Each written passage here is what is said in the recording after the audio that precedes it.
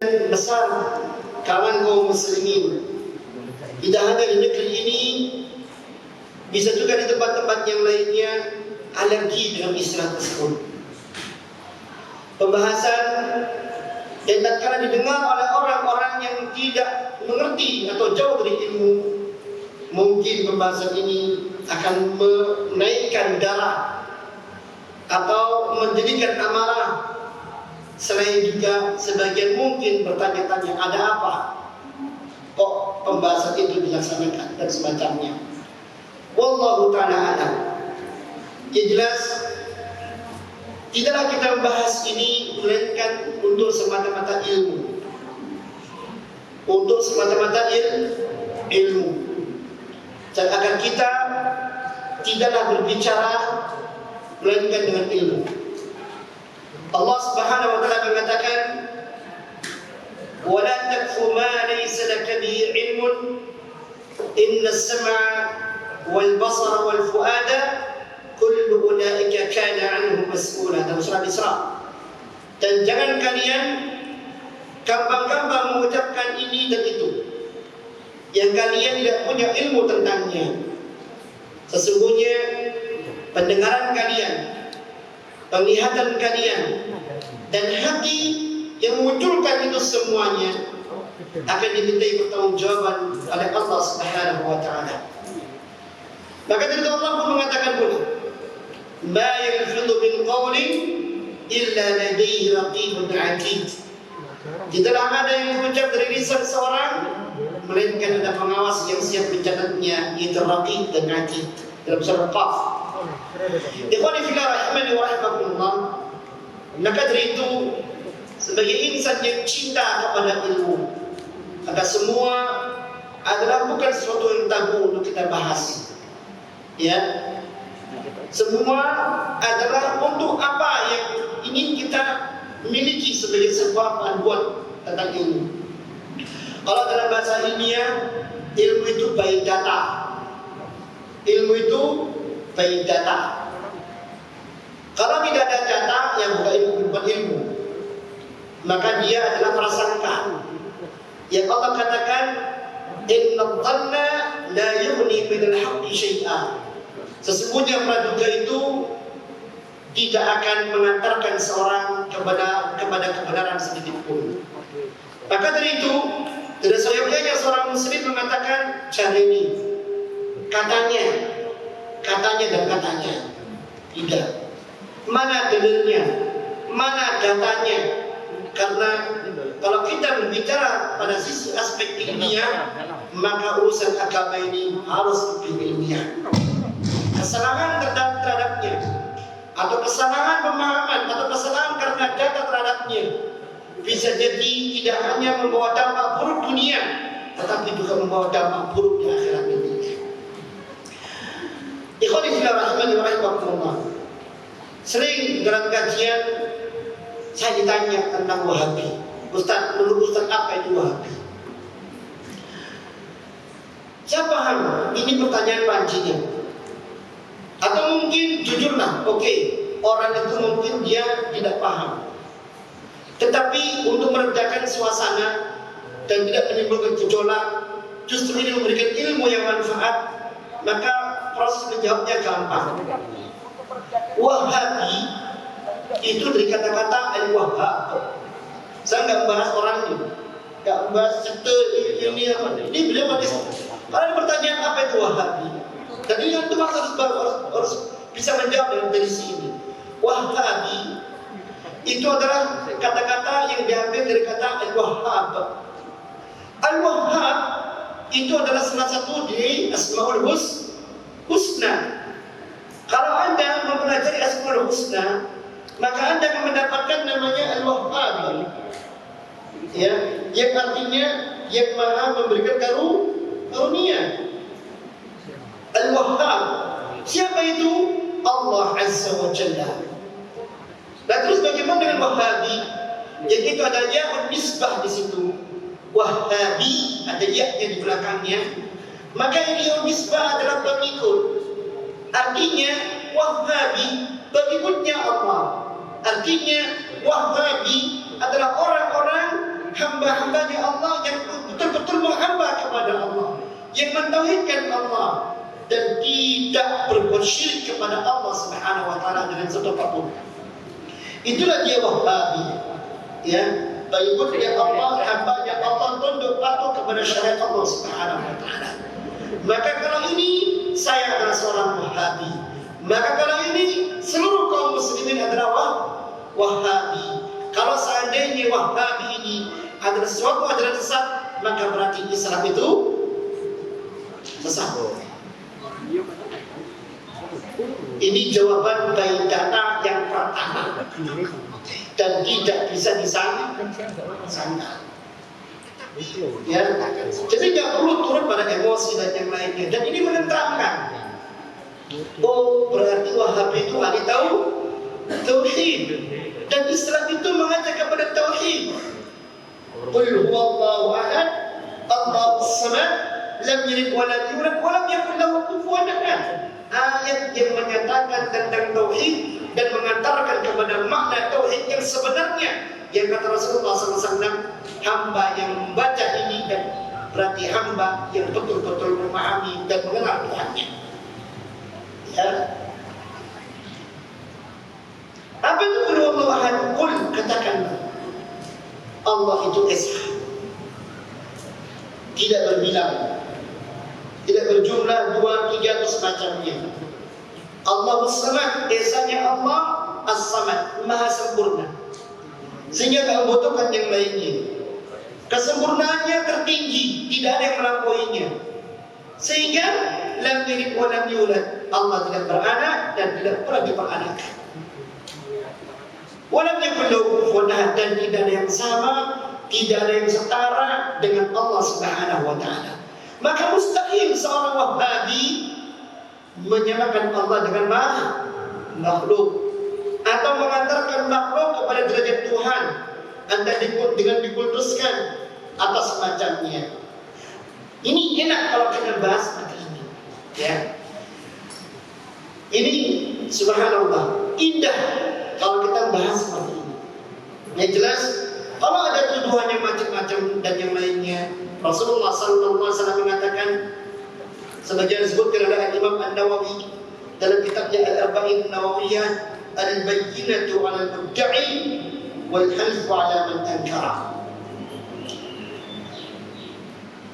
Data itu harus dimunculkan oleh orang yang menuduh Anda melakukan sesat dan Wahabi. Baik, Rasulullah mengatakan al-bayyinatu 'ala al-mudda'i. Kalau Anda mengatakan seperti itu, mana buktinya? Ya, di mana titik kesesatannya?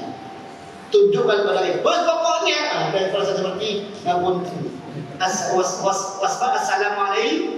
Assalamualaikum. Ngapain debat mesin? Ngapain debat mesin? Buat apa? Sudah. Kalau sudah emosi, ya sudah. Buat apa? Ya, ada sebuah ungkapan di sini.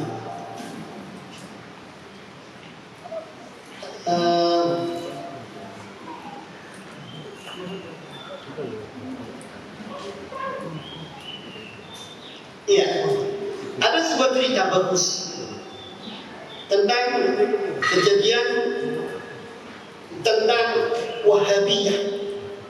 Wahabiyah atau Wahhabi. Yang dimaksudkan oleh sang penanya adalah sosok Muhammad bin Abdul Wahhab. Ini di kelas, saya katakan di kelas intelek, di kelas akademis. Kalau di kelas akademis lebih mudah untuk kita mengatakannya daripada di kelas selain akademisi. Kalau di kelas akademisi, maka kekuatannya pada data. Kita bisa mengatakan al-bayyinatu 'al-mudda'i.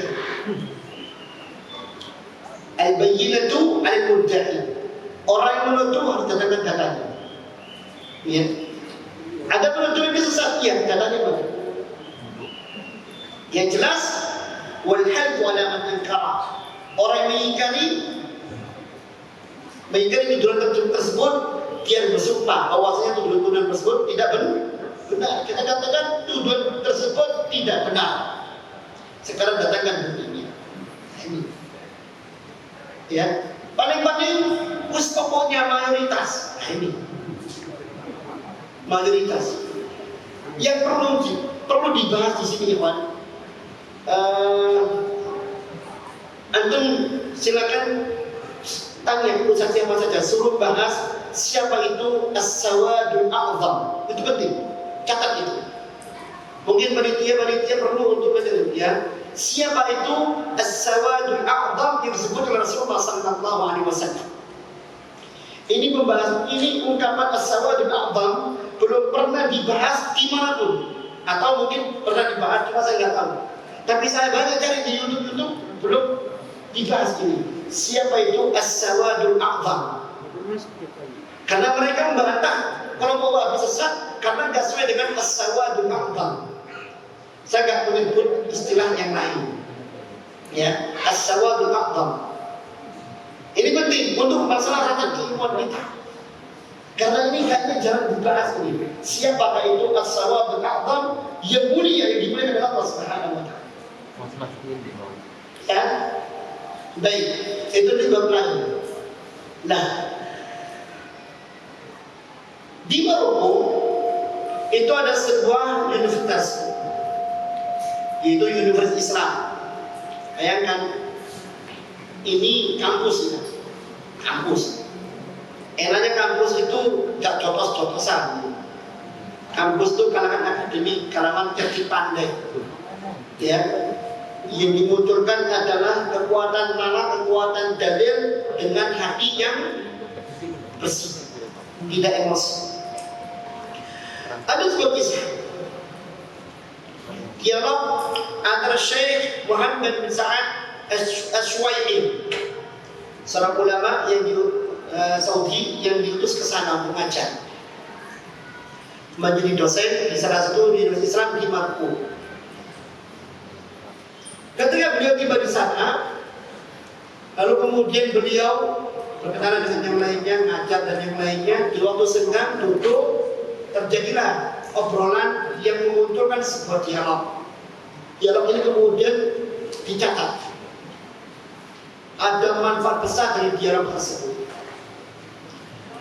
Kata salah seorang dosen, dia mengatakan pada Syekh Muhammad bin Sa'ad Asywaimi, sungguh hati kami sangat mencintai kerajaan kalian, Saudi Arabia.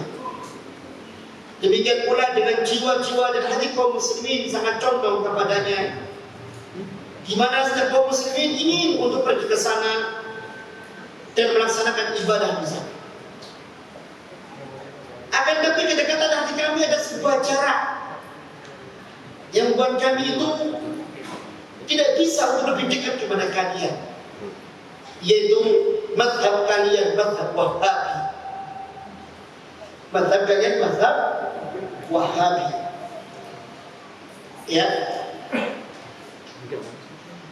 Kata Syekh Asywaimi, beliau mengatakan dengan tenang, sungguh banyak pengetahuan yang keliru yang melekat pada pikiran manusia, yang mana pengetahuan tersebut bukan diambil dari sumber yang terpercaya, bukan diambil dari data yang benar, bukan diambil dari data primer, data sekunder, bahkan mungkin tersier, mungkin ya jadi ini, ya.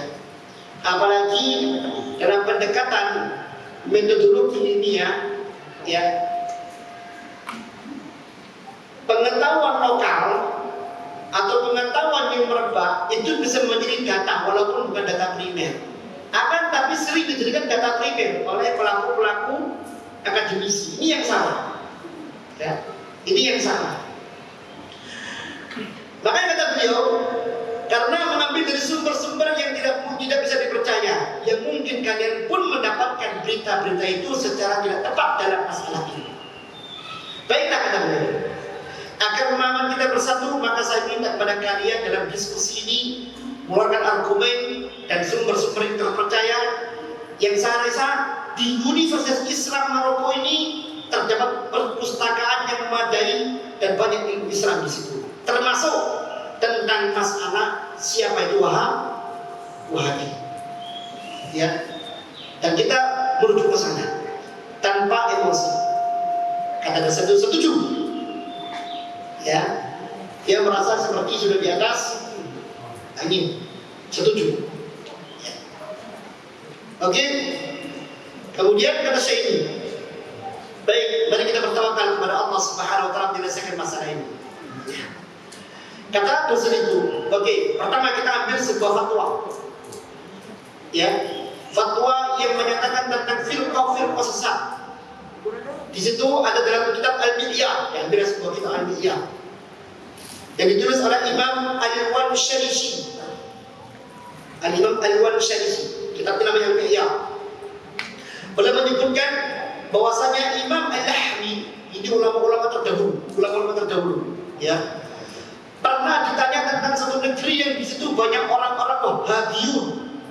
Mereka membangun masjid dan dia ditanya, "Wahai Syekh, bolehkah kita sholat di masjid orang-orang Wahhabi itu?" Apa jawaban Imam Al-Lahmi yang di situ dalam kitab Al-Mi'yah itu? Firqah Wahhabi adalah firqah sesat yang masjidnya wajib untuk dihancurkan karena mereka telah menyelisih jalannya kaum muslimin dan telah membuat bid'ah yang sesat, dan wajib bagi kaum muslimin untuk mengusir mereka dari negeri kaum muslimin. Ya. Dan perlu tanya di sini, Imam Al-Lahmi itu imam Ahlussunnah wal Jamaah sebagaimana Imam Al-Wansharisi. Dosennya udah lagi, dia mendapat data, ini data bagus. Dia mengatakan lagi, saya rasa data ini cukup untuk kita untuk mengetahui siapa itu firqah Wahabi. Ada ulama yang mengatakan tentang firqah itu. Kata Syekh Aswair yang diutus ke negeri itu, ke negeri baru ini, dia mengatakan tunggu dulu, kita belum sepakat. Ya, kita ini belum sepakat tentang Wahabi yang kalian maksud. Bukan kitab ini, tetapi yang tentang Wahabi. Jadi gini Pak, kalau berbicara dalil, itu kita lihat dalil itu pasti nggak? Oke, dalil itu pasti. Belum berhenti di situ, pendalilan dalil ini untuk satu masalah benar apa enggak? Ya, paham ya? Istilahnya, kalau dalam istilah yang umum, ada maqiyah hukum. Dalil itu jelas, sahih. Dari Rasulullah SAW berhadis, Al-Quran sahih atau ucapan ulama betul, ada datanya di situ. Tetapi dalil ini apakah pas untuk menghukumi satu masalah yang disodorkan apa enggak? Ini baqiyah subut, ini baqiyah dilalah. Paham? Ya. Contoh dalam ilmu medis, ada dalil data obat ini menyembuhkan satu penyakit, katakan influenza. Oke, sepakat. Tapi muncul influenza jenis baru. Apakah obat yang untuk influenza ini pas untuk masalah influenza yang baru? Belum tentu. Obatnya benar, dia obat untuk influenza dan lagi. Ya, tetapi menggunakan obat itu untuk masalah kasus yang baru belum tentu benar. Sama dengan ini tadi. Ya, sama dengan tadi. Ya, akhirnya kata beliau, ya, kita belum sepakat masalah ini. Yang perlu diketahui, fatwa seperti ini banyak, tidak hanya Imam Al-Lahmi saja. Ya, tolong Anda sebutkan lebih dulu kitab yang menjadi rujukan Anda itu. Kemudian kata sendiri, Anda ingin saya membacakannya dari fatwanya saja atau dari mana? Atau dari rangkulnya? Kata Syekh Swair, catat Syekh Al-Lahmi, Syekh Al-Wansharisi yang menulis kitab Al-Mi'yah tadi itu, ya, itu kitabnya terbit tahun berapa? Ulama tadi yang ngomong tahun berapa hidupnya? Al-Wansharisi sama Syekh Al-Lahmi itu ngomong seperti itu, dia masih hidupnya tahun berapa? Kitab itu munculnya di tahun berapa? Ini. Tulis, ternyata Al-Imam Al-Mansharizli ini itu wafat di negeri Maroko ya tahun 914. Tahun 914. Oke, catat kata beliau. Catat baik-baik ya, tahun 914. Kemudian kita perlu menghadirkan biografi Imam Al-Lahmi. Oke. Imam Al-Lahmi ya, ternyata wafatnya beliau di tahun 478. Dan beliau adalah mufti di kota Andalusia untuk wilayah Andalusia dan Afrika Utara. Wafat tahun 478. Kalau Imam Al-Mansharizli tadi 914. Oke.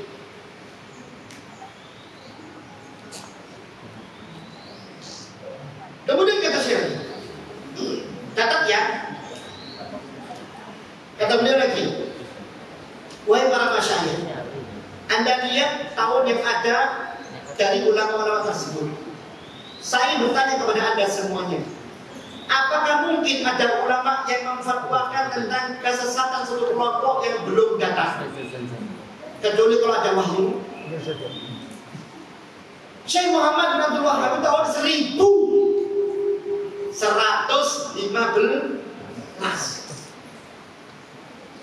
Mosok orang fatwa tahun 470 orang fatwa tahun 915 tentang kelompok yang akan orang yang akan lahir tahun 1115. Ini aneh. Kalau bukan nabi yang nggak mungkin.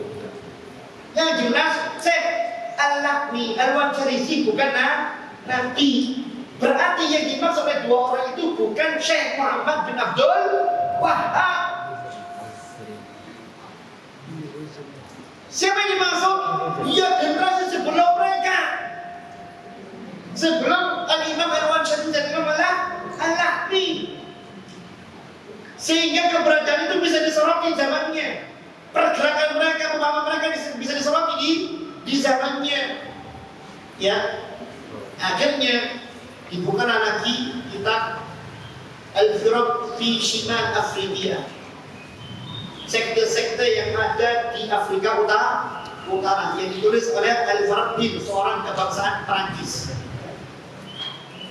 Nah, kata saya ini, kalian punya kitab itu? Kata dosen tersebut, ya ini dia kitabnya. Coba Anda buka huruf Waw, itu buku ensiklopedia mereka. Dibuka ada firqah Wahabiyah. Kata saya itu baca, siapa itu Wahabi yang dimaksud? Ya. Akhirnya dibacalah oleh dosen Wahabi atau Wahabi adalah sebuah sekte Khawarij Abadiyah yang dituliskan oleh Abdul Wahhab bin Abdurrahman bin Rustum Al-Khariji Al-Abadi. Bukan Muhammad bin Abdul Wahhab, tapi Abdul Wahhab bin Muhammad bin Rustum. Ya. Yang kapan dia hidup? Yang jelas wafatnya tahun 197 Hijriah. Tahun 197 Hijriah. Dia wafat di kota Torat, Afrika Utara.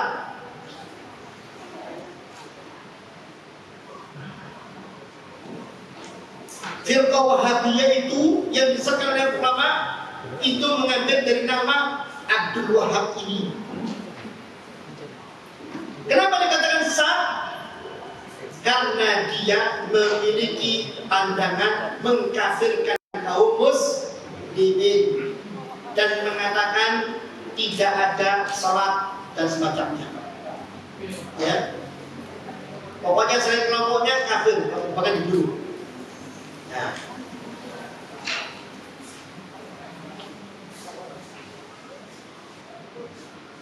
maka jelas di sini. Ternyata ini dimaksud oleh Al-Imam Al-Lahmi dan Al-Mansharizli adalah bukan Syekh Muhammad bin Abdul Wahab, tapi Abdul Wahab bin Rustum. Ya, dan inilah dengan adanya bayi data tersebut selesai juga. Jujur Bang, ada keterbukaan, ada kemauan untuk mengakui kebenaran karena bayi data. Nah, kalau kita bicara tentang bayi data, tapi klaim sepihak, apalagi dari istilah as-sawadul aqdam, kelompok mayoritas, ya, maka ini berbahaya.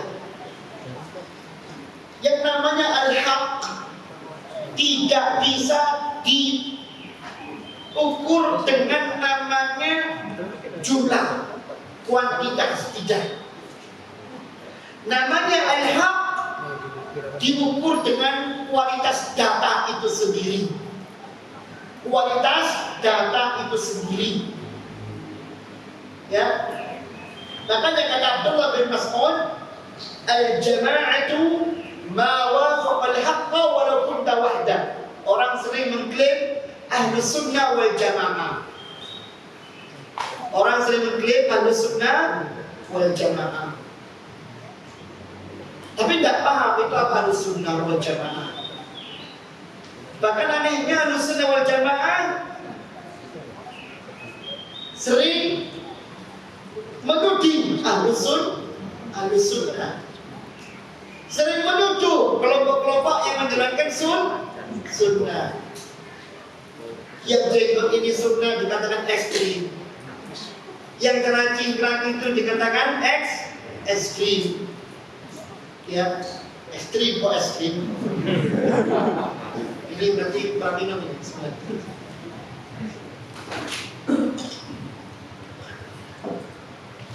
Ini dia, dan banyak seperti itu. Maka pantang bagi kita untuk bersikap seperti itu.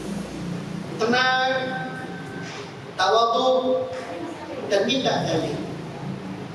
Jangan mau kita disuruh untuk menggunakan dalil. Coba dalilnya ada mana? Ya, saya sudah di atas dalil. Anda yang menuduh kita dalil ada mana?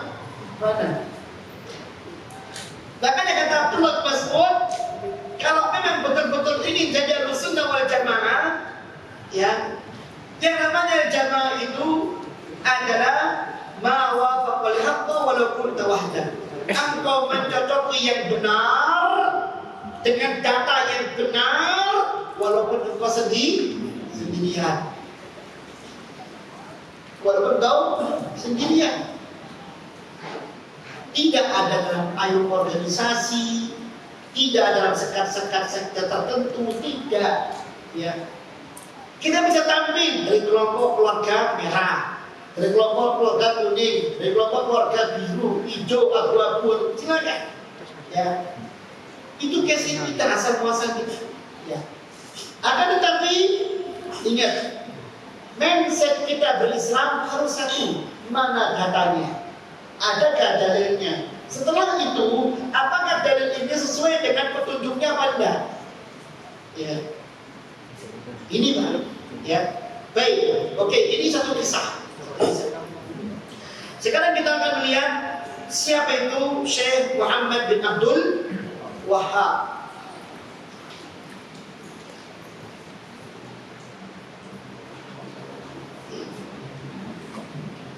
Syekh Muhammad bin Abdul Wahab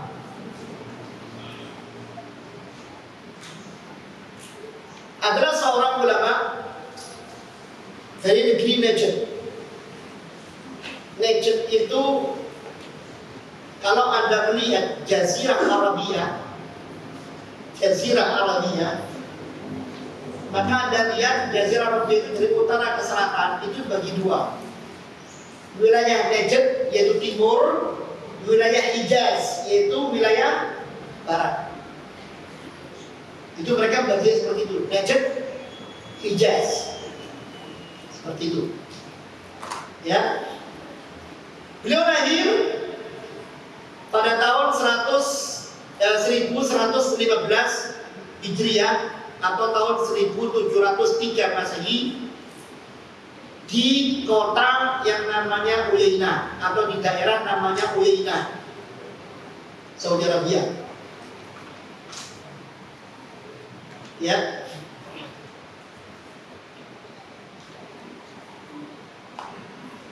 Beliau ini lahir di kota Uyainah tapi meninggal di kota Dir'iyah. Kota Dir'iyah itu kota yang menerima dakwahnya sehingga dakwahnya berkembang. Di negerinya yaitu Uyainah, beliau malah diusir. Dan memang sunnatullah. Apa namanya, Nabi itu diusir di kampung. Rasulullah SAW lahir di Mekah, diusir dari Mekah, besar di Madinah. Ya. Nah, Syekh Muhammad bin Abdul Wahhab adalah seorang ulama yang dalam dakwahnya mengajak kepada kemurnian Islam, terutama kemurnian tauhid. Di masa beliau, yang namanya Jazirah Arabia itu dalam keadaan kacau. Kacau dari sisi keamanan, kacau dari sisi ekonomi, kacau dari sisi religi. Kita nggak melihat yang namanya ekonomi dan keamanan dan semacamnya. Karena otoritas Utsmani saat itu lagi lumpuh-lumpuhnya. Ya. Lagi lumpuh-lumpuhnya, bahkan banyak daerah-daerah yang sudah tidak bisa dijangkau olehnya karena semakin lemahnya otoritas yang khalifahan Utsmani yang ada di Turki. Bahkan penjajah pun masuk, menguasai wilayah yang dikuasai oleh Turki Utsmani. Ya akhirnya wilayah itu merdeka sendiri-sendiri, termasuk Jazirah Arabia, Saudi Arabia. Ya, tapi kita nggak bahas itu. Ada sebagian kawan mengatakan negeri Saudi itu negeri pembangkang. Ya Allah ya, Anda jangan begitulah. Anda nggak ngerti sejarah. Ya, kalau Anda baca sejarah, nggak mungkin Anda sepotong-sepotong ngomong seperti itu. Kenapa Anda hanya mengatakan Saudi? Kenapa Anda nggak mengatakan negeri-negeri yang lainnya yang juga termasuk wilayahnya? Yang kemudian merdeka. Suatu daerah bila tidak ada pemimpinnya atau penguasanya, kata Imam Ahmad, jangan pernah kalian masuk di wilayah yang tidak ada penguasanya. Dulu tentang masalah penguasa sudah kita pernah bahas di sini. Ya, ketaatan kepada penguasa. Siapa itu penguasa? Sudah pernah kita bahas di sini, di majelis ini. Ya.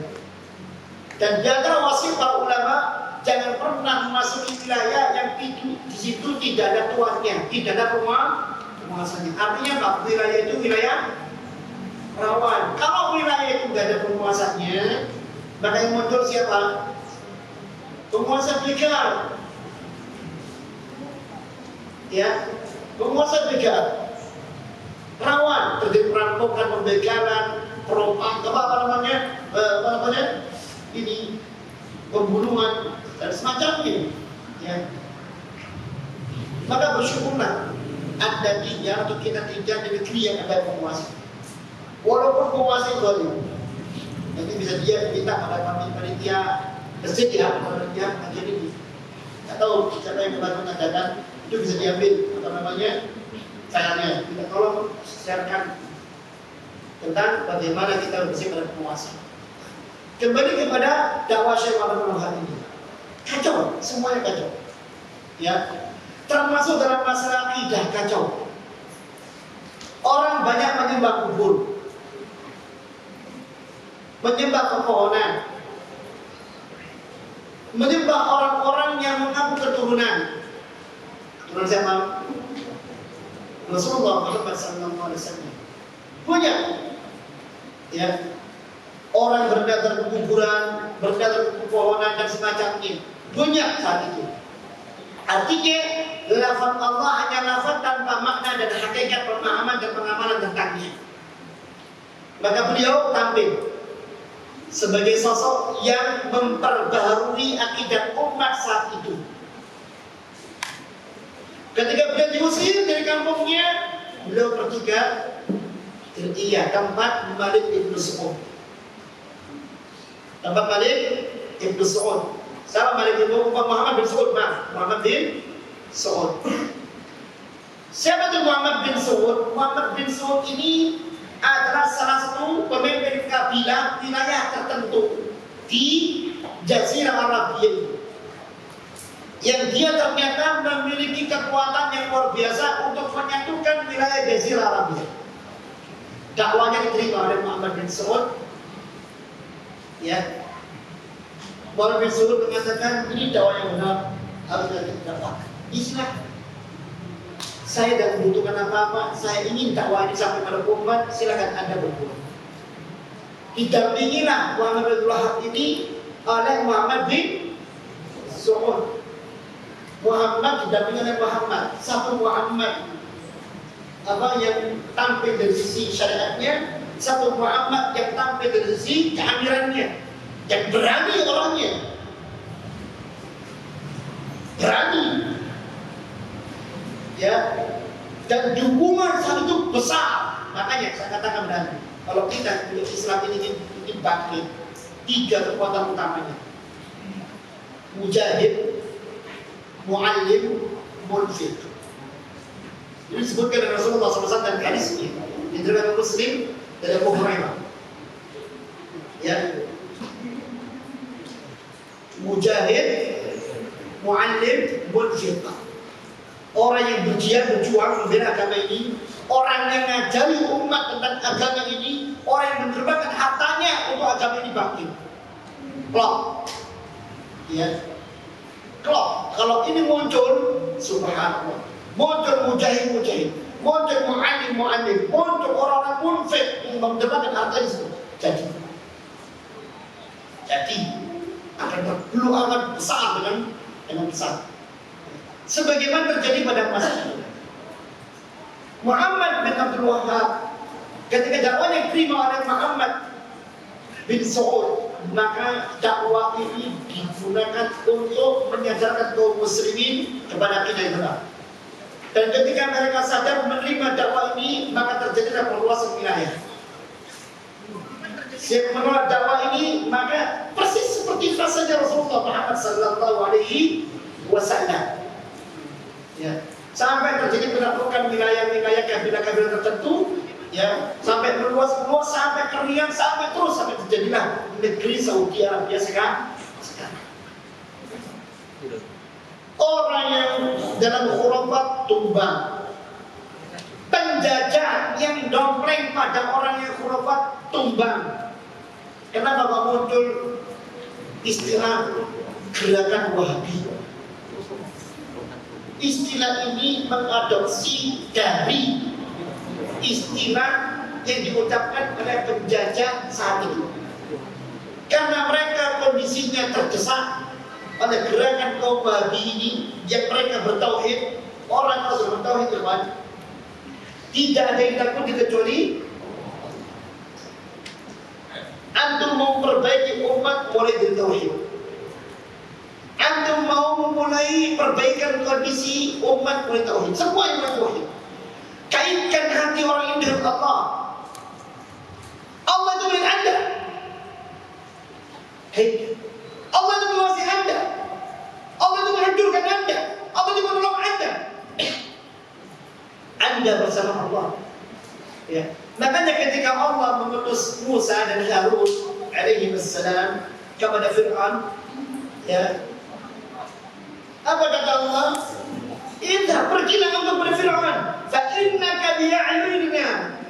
Pergi engkau, Fir'aun. Engkau dalam pengawasan kami. Engkau dalam pengawasan penglihatan kami. Maka muncul semangatnya Musa alaihissalam menghadapi Fir'aun yang sangat kejam. Bayi baru lahir, bayangkan, bayi laki baru lahir Itu bukan manusia katanya. Ya. Entah terbuat dari apa. Bayi baru lahir, tiga ibu, ya. Istrinya sendiri disiksa. Allah SWT mengatakan pada Musa, "Idhab ila Fir'aun fa innaka bi'ayunina." Pergi ke Fir'aun, kau berkumasakan. Untuk dan ini dimiliki oleh orang-orang bertauhid. Ya, ketika dia sendiri, ketika bersama orang lain, ketika dia dalam keadaan apapun, dia merasakan ada kehadiran Allah di situ. Dan ini Islam ya, Pak. Makanya tidak ada orang yang bisa mengalahkan ruh tauhid ini, penjajah menghadapi ini tunggang langgar. Orang yang mati membela tauhid sama. Orang yang mati mengucapkan kalimat la ilaha illallah sama. Kalau sudah seperti itu berarti kan memang dia mengantarkannya nyawa. Sedangkan orang yang berperang tentu ini orang yang berperang untuk dunia, untuk wilayah, untuk harta dan semacamnya.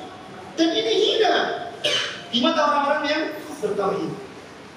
Makanya gerakan Syekh Muhammad bin Abdul Wahhab ini dengan dukungan Muhammad bin Saud betul-betul menjadi gerakan yang klop, yang kemudian menyebar tanpa ada halangan. Berdirilah kerajaan Saudi Arabia. Seharusnya kita syukuri itu.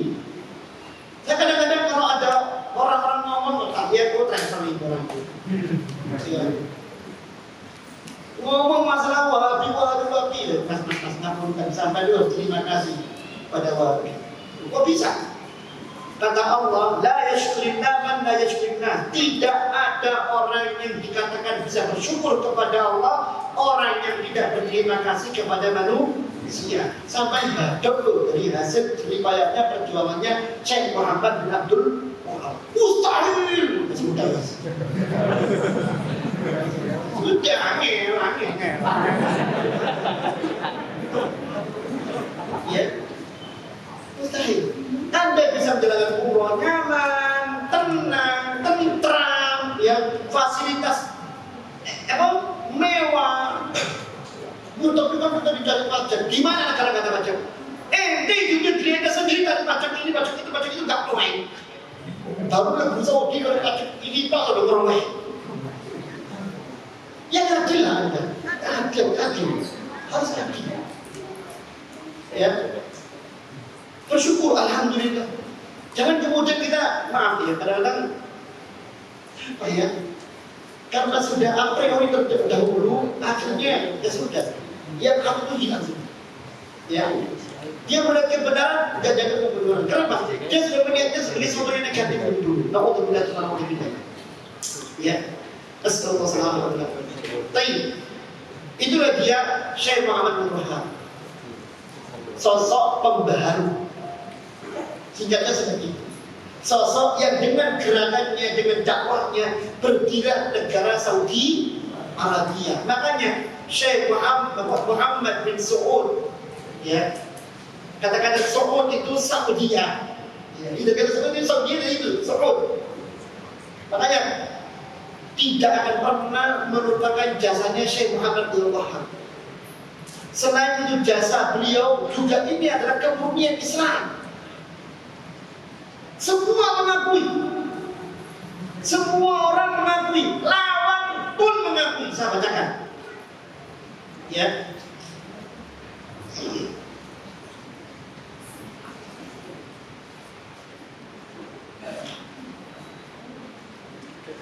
Saya bacakan, lawan pun mengakui.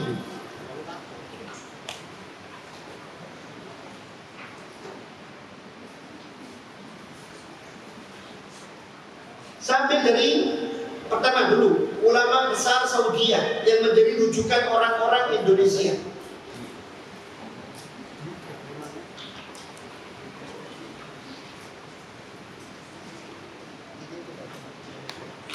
Syekh As-Sayyid Muhammad Alwi Al-Maliki.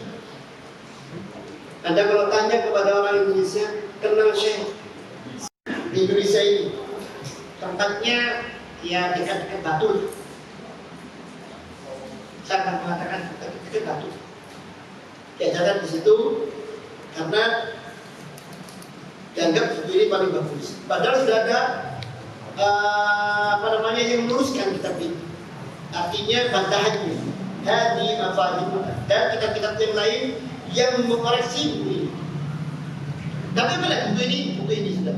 Kita lihat pencetusnya beberapa pengarang buku ini. Syekh Alwi Al-Maliki. Ya, Syekh Alwi Al-Maliki. Apa ucapan beliau tentang Syekh Muhammad bin Abdul Wahhab? Kata beliau, Syekh Muhammad bin Abdul Wahhab itu Imam Tauhid wa Rasul Muwahhidin.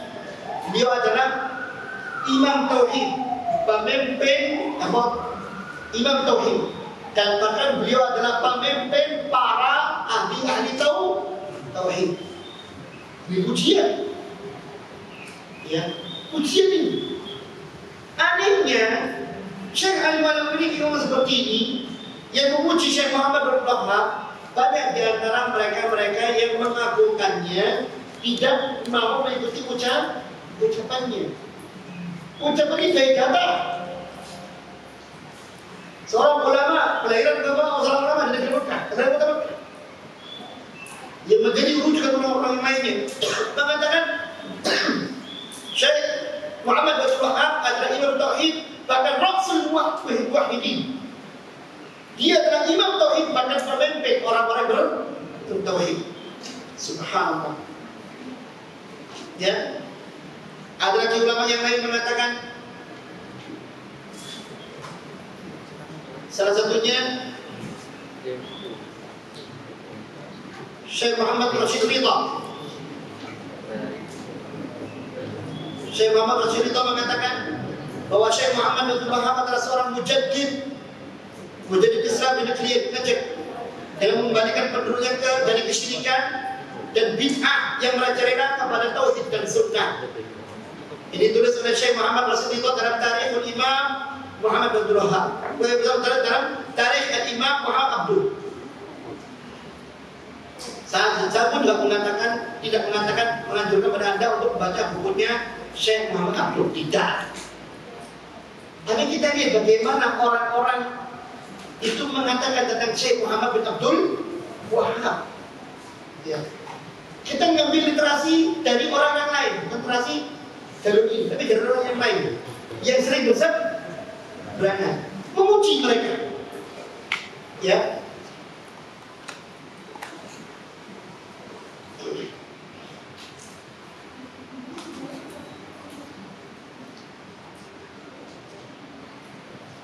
Kita ambil lagi ucapannya seorang ulama zaman sekarang, Profesor Dr. Wahbah Zuhaili. Ini ulama Mesir. Karya-karyanya banyak dirujukan oleh ulama-ulama Indonesia, terutama oleh orang-orang yang belajar di Mesir. Beliau dalam kitabnya Athru ad-Da'wah al-Islahiyah Islamiyah bid'awati Syekh Muhammad bin Wahhab.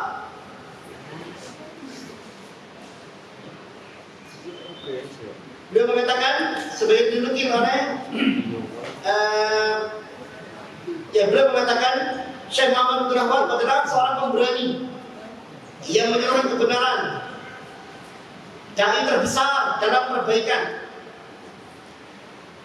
pembangunan dan jihad untuk mengembalikan kepribadian yang sesuai dengan manhaj salafus saleh.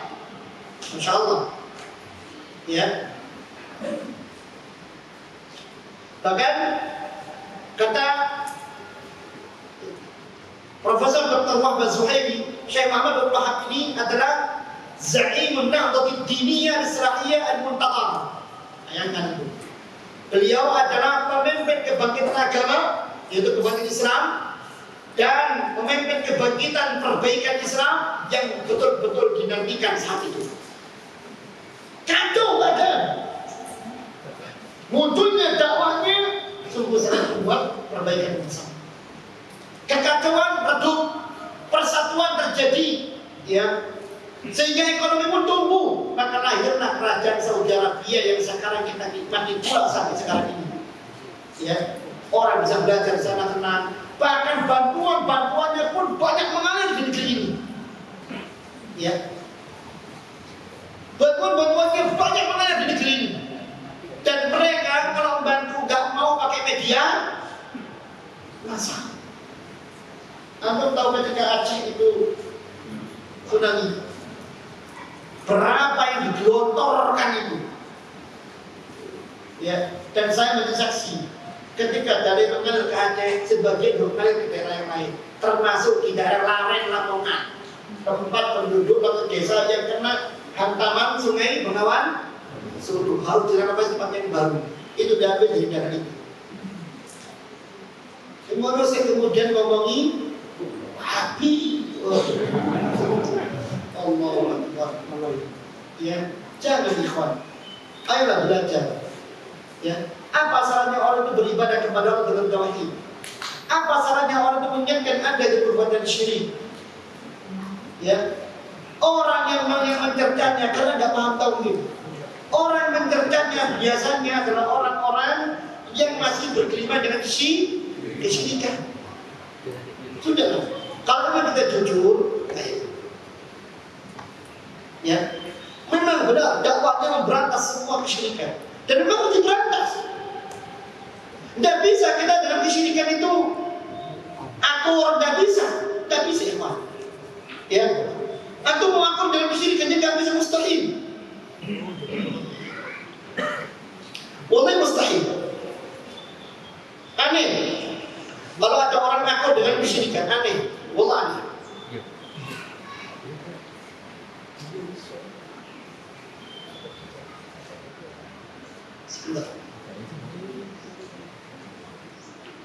Berapa jam mas? Sudah? Mari ya? Bukan menit. Mari dulu.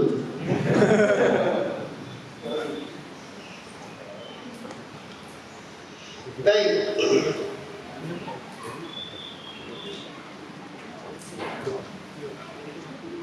Ini saya buat satu ringkasan khusus.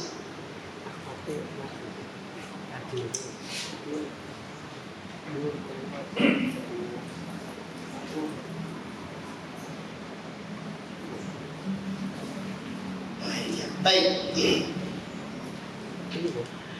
Ikhwan fillah rahimani wa rahimakumullah. Antum kenali dua kalimat syahadat, asyhadu an la ilaha illallah wa asyhadu anna muhammadar rasulullah. Kenali maknanya. Maka aku tentu akan cinta dengan Syekh Muhammad Abdullah. Benar, beliau seorang mujaddid. Atau tahu mujaddid? Mujaddid itu pembaharu. Arti pembaharu itu bukan menjadikan semuanya apa yang baru. Bukan mendatang dengan sesuatu yang baru, bukan. Tapi pembaharu itu artinya menjadikannya murni sebagaimana dulunya. Islam itu kan yang diridhoi, Islam yang saat itu turun. Atau perhatikan surah Al-Maidah yang kedua. Al-yawma akmaltu lakum dinakum wa atmamtu alaikum ni'mati wa raditu lakum Islam madinah. Hari ini aku telah sempurnakan bagi Muhammad agamamu. Aku sempurnakan pula nikmat kepadamu dan aku ridhoi Islam menjadi agamamu. Islam yang mana yang diridhoi? Sekte kita.